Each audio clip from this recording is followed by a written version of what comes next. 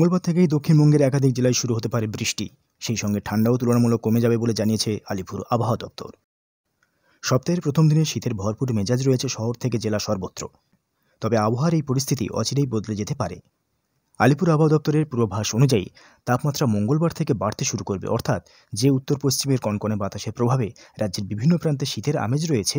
বিশেষ করে পশ্চিমের জেলাগুলিতে কোথাও বা 11-12 কিংবা 13-14 ডিগ্রি তাপমাত্রা রয়েছে কলকাতাতেও। কিন্তু মঙ্গলবার থেকে বৃহস্পতি শুক্রবার পর্যন্ত সেই তাপমাত্রা কমপক্ষে 3 থেকে 4 ডিগ্রি বাড়তে পারে বলে জানিয়েছে হাওয়া অফিস। তাপমাত্রা আগামী 4 থেকে 5 দিনে এক্সপেক্টেড যে হয়তো 2 থেকে 4 ডিগ্রি আমাদের রিজনে দিনের তাপমাত্রা বাড়বে। কলকাতাতে 17 থেকে 18 ডিগ্রি পর্যন্ত পারদ ওঠানামা করতে পারে। তবে এই যে তাপমাত্রা বাড়বে, কিন্তু বৃষ্টির পরও তা খুব একটা নামার সম্ভাবনা নেই বলে জানিয়েছে হাওয়াবিদরা।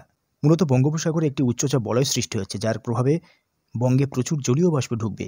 কিন্তু পরপর পশ্চিমী ঝঞ্ঝা সৃষ্টির কারণে যে শীতল বাতাস তা আসার বাধাপ্রাপ্ত হচ্ছে, যার ফলে পূবালি বাতাসের দাপট বাড়বে, যে কারণে তাপমাত্রা বাড়তে চলেছে।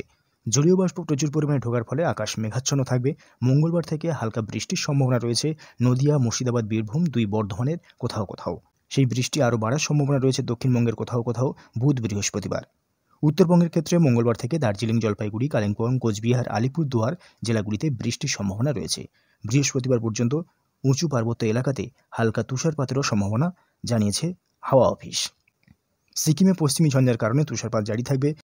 বিহারে শৈত্যপ্রবাহের কারণে ঝাড়খণ্ড, উত্তর দিনাজপুর জেলাগুলিতে সকালের দিকে ঘন কুয়াশা ও শৈত্যপ্রবাহ জারি থাকবে। সব মিলিয়ে আগামী কয়েকদিন আবহাওয়ার বেশ রদবদল হতে চলেছে, বাড়তে চলেছে তাপমাত্রা।